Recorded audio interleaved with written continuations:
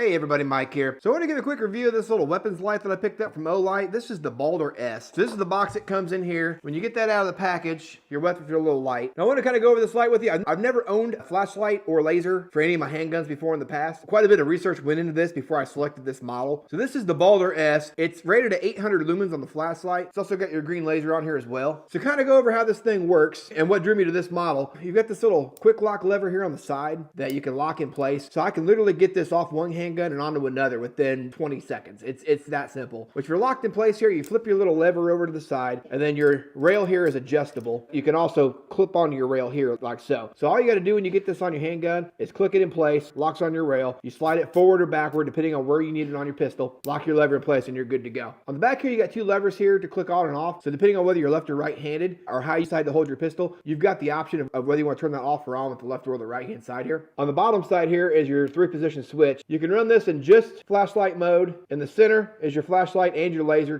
combo, or in the other side here is just your laser. I like how quick and easy it is to switch back and forth just by a flip of a button here. You also, when it comes to the flashlight on this thing, you've got two different brightnesses on this. So you've got your max brightness here of 800 lumens. After this light's been turned on, if you quickly press the switch here on the end twice, it'll knock that down to a lower brightness for you. So this comes pre-installed with the GL adapter on here. Inside your package here, you do have extra screws, and it's got the 1913 adapter in here as well. So depending on which rail setup you've got on your handgun, you're good to go. Next thing I want to talk to you about is this charger. Something specific to OLIGHT, the way they charge their flashlights. I've got a love-hate relationship with these chargers. The more different OLIGHT models I buy, a little more frustrated I become. It's not the end of the world, but here's what you need to know. These things just clip on with a magnet style connection. I love that part. It's super easy to charge this. I like that they're blue, the anodized blue on here. So it's kind of easy for me to pick out and know which charger I need to grab. My Mini Warrior lights that I carry, now this Baldr S, if you look on the end of this cap here, it says special. This won't fit my Mini Warrior lights. In fact, if I try to hook them up, it's opposite polarity on the magnets. I can't even get them to touch. For whatever reason, OLIGHT's decided that they need to have separate proprietary chargers for different model flashlights that they carry. That's really the only downside I've got to OLIGHT so far, at least in my personal experience.